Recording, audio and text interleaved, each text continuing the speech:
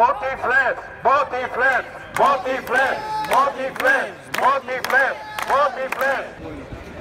Bon dia a tots i moltes gràcies per vindre un divendres més. Estem a punt de complir 32 mesos sense Ràdio Televisió Valenciana i sembla que l'empastre continua.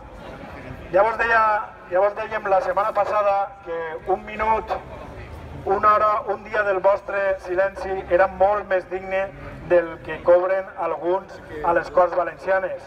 És la conclusió que hem tret els membres del comitè d'empresa després de la nostra relació amb alguns diputats.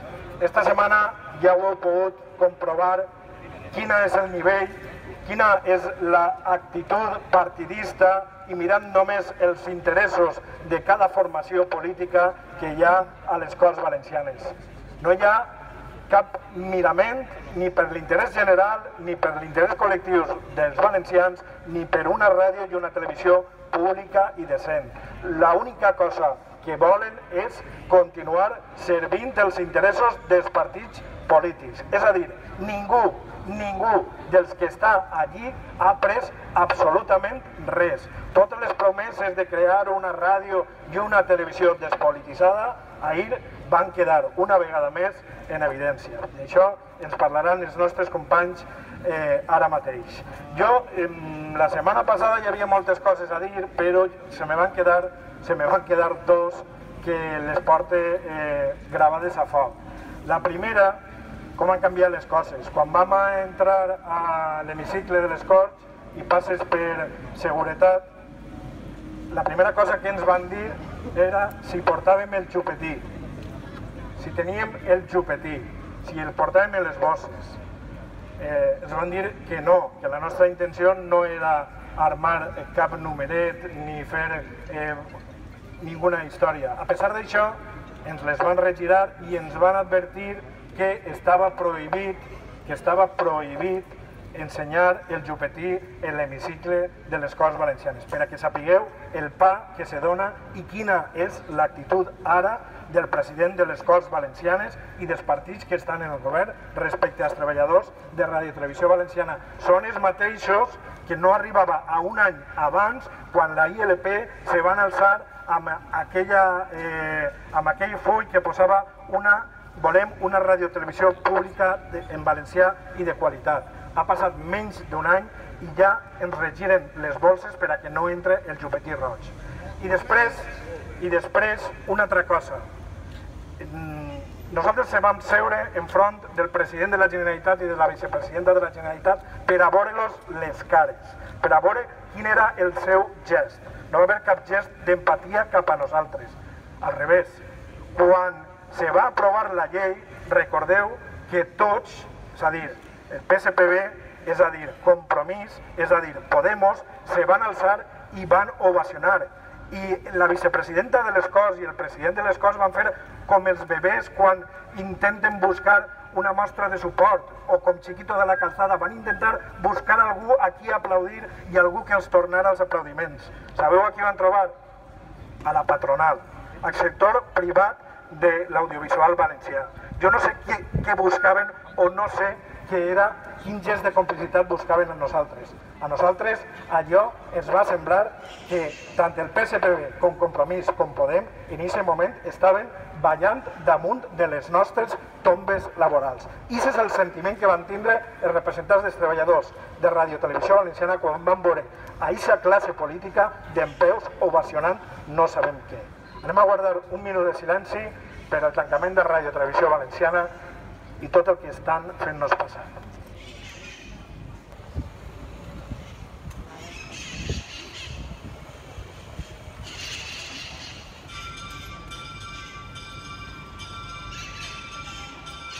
Bé, i aquest aplaudiment que el sector privat li tornava als nostres màxims mandataris, només a l'endemà ja tenien moltes ganes de filtrar que estaven en negociació amb qui? Amb Mediapro, evidentment. Per a què?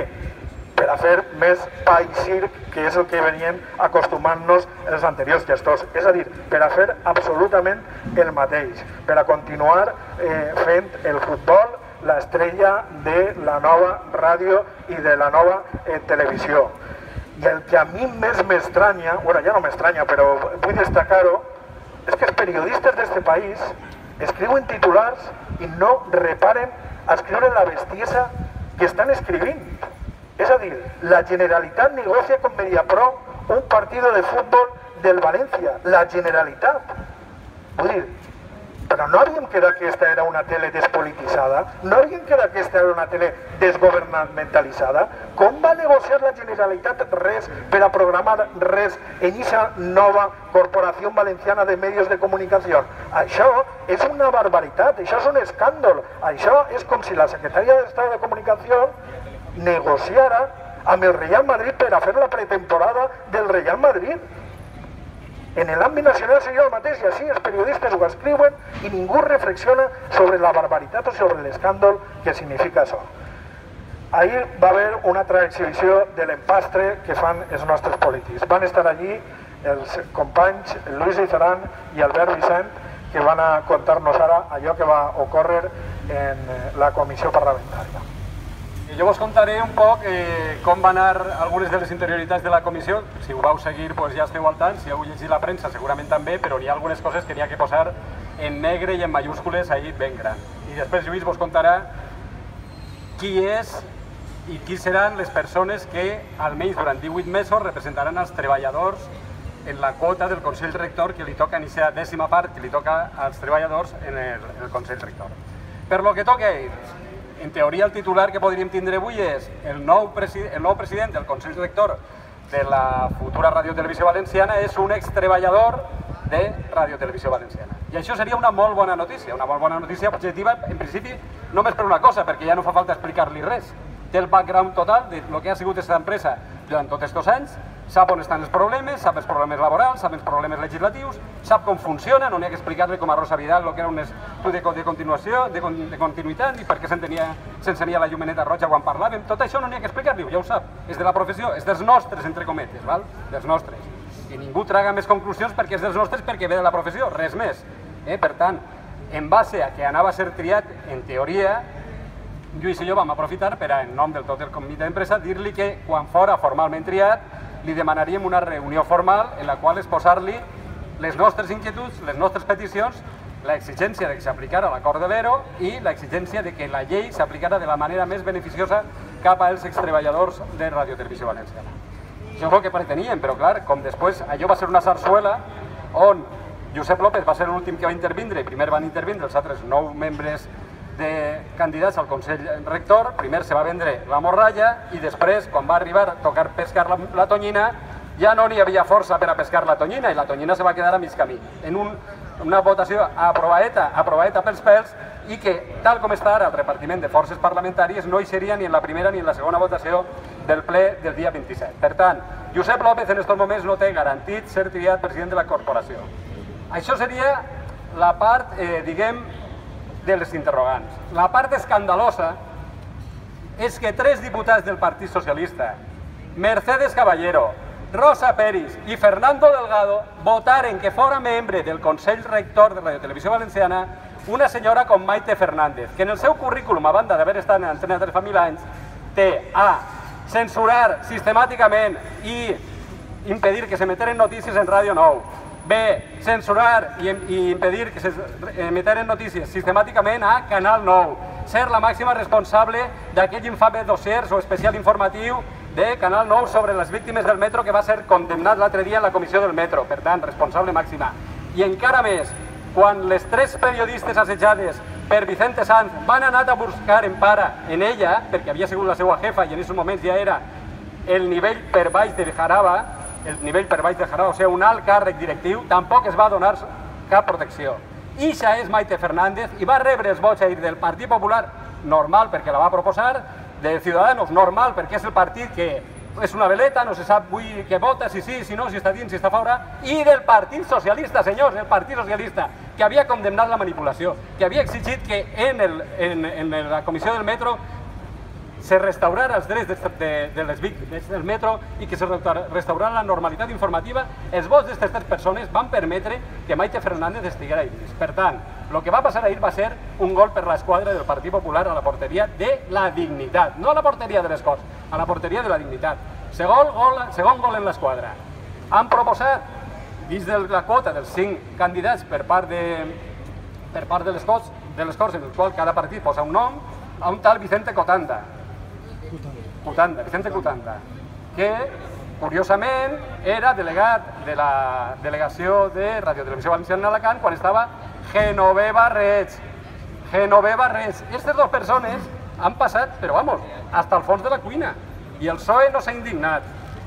Menys mal que vam poder explicar ahir a la gent de Compromís i a la gent de Podemos com estaven aquests perfils, i encara van fer algun intent de votació separada i se van abstindre en la votació de Maite Fernández. Pues així va quedar la cosa ahir.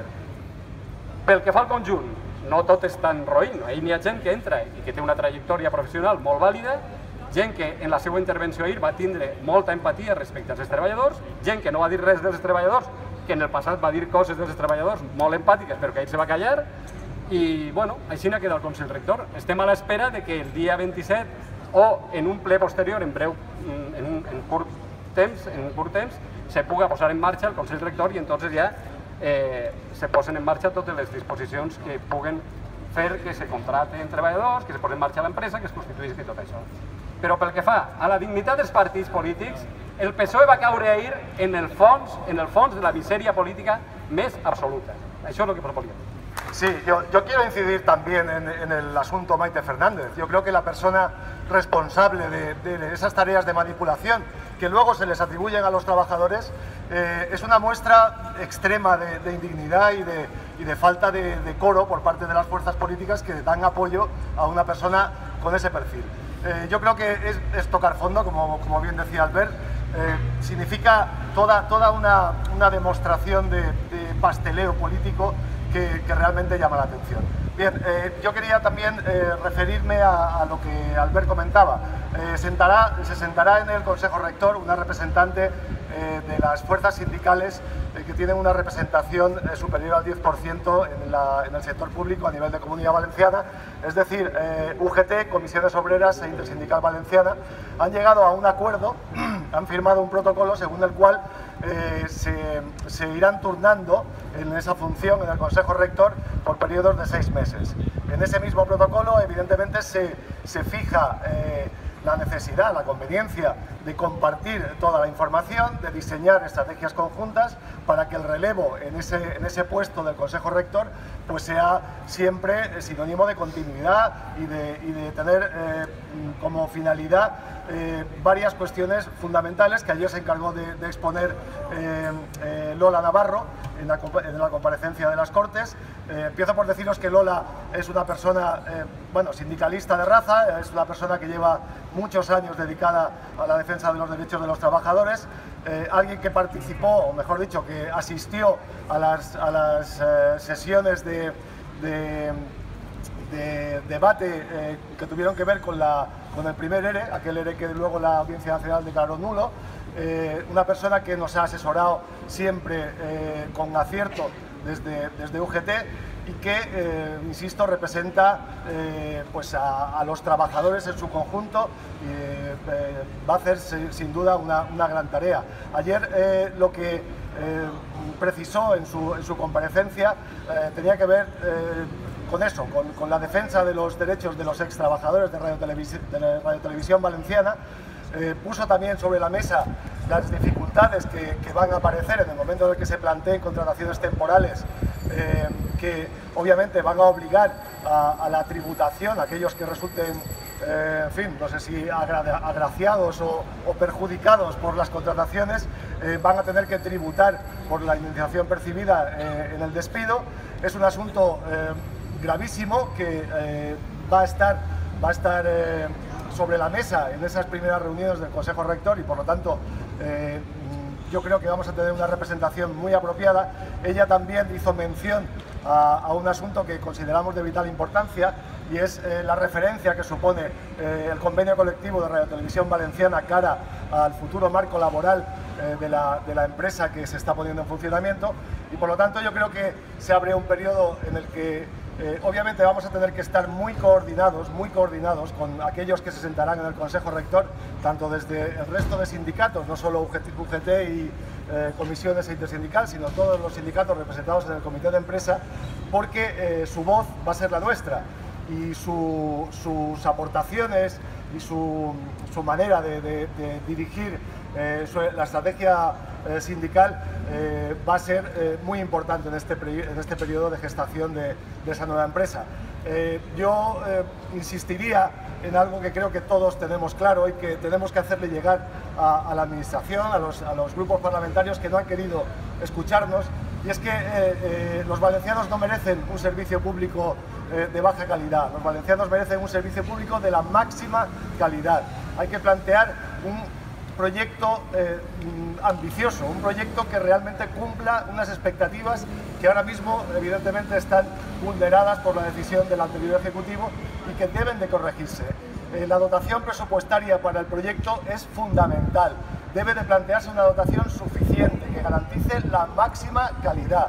No podemos conformarnos ni nosotros ni el pueblo valenciano con un servicio low cost. No se puede pensar que se construya un colegio y que se olvide de colocar el tejado. No se puede pensar que un servicio público nazca con las carencias con las que se está planteando que nazca este servicio público. Y por lo tanto ahí estaremos unidos, como siempre hemos estado unidos todos los sindicatos que representamos a los trabajadores de Radio Televisión Valenciana, y lucharemos, seguiremos luchando por conseguir que se tengan en cuenta nuestros derechos, que se tenga en cuenta una reivindicación que se alarga ya a lo largo de más de 4 años y que no va a acabar hasta que encontremos la interlocución necesaria para abordar una solución razonable a este problema que tanto sufrimiento està provocant. Gràcies a Albert i a Lluís, i també volem donar les gràcies avui a Paco Bernabéu, que ha vingut des d'Alacant, el company, per estar a la concentració avui amb tots nosaltres. Gràcies, Paco. I no res, simplement per acabar. Jo la setmana passada vaig recuperar esta samarreta, vaig substituir la negra per la roja, perquè continuo pensant que els treballadors no som els culpables i que volem una radiotelevisió valenciana sense corrupció. Corrupció no és únicament clavar la mà en la caixa. Corrupció és també no complir la llei. I això és el que acaben de fer ja des d'ahir alguns membres del govern valencià i alguns diputats de les Corts Autonòmiques. Ells mateix, als 2 dies de l'entrada en vigor de la nova llei de la Corporació Valenciana de Mitjans de Comunicació, ja l'han incomplida, ja s'ho faran. I perquè continuem volent una radiotelevisió valenciana pública, de moment no va ser el 100% pública, en valencià, imaginem que sí, i de qualitat. Ixe és el nostre desig i ixa va ser la nostra lluita continuant amb la recuperació dels drets legítims dels treballadors. Així és que, com sempre vos diguem, molt d'ànim. Esta nit hi ha una xerrada a Benicarló promoguda per Mil de Nou per explicar tot el que ha ocorregut este any. Divendres que ve hi haurà una xerrada a Montcada, també per el mateix. Dimecres, perdó, a Montcada. I de moment estem, com sempre, a la vostra disposició per si algú vol fer alguna pregunta o alguna intervenció.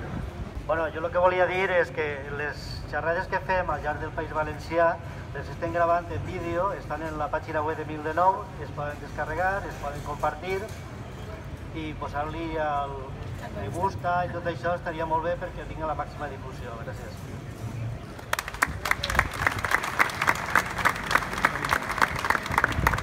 Us recordem també que la setmana que ve, 29 de juliol, farem concentració i que se compliran 32 mesos des del tancament de Radio Televisió Valenciana i que seria molt important que sigueren molts per a fer aquesta foto en la qual jo crec que amb el que acaba de contar Albert Vicent hi ha d'estar la següent paraula. Botiflers! Botiflers! Botiflers! Botiflers! Botiflers! Botiflers! Botiflers! Botiflers! Botiflers!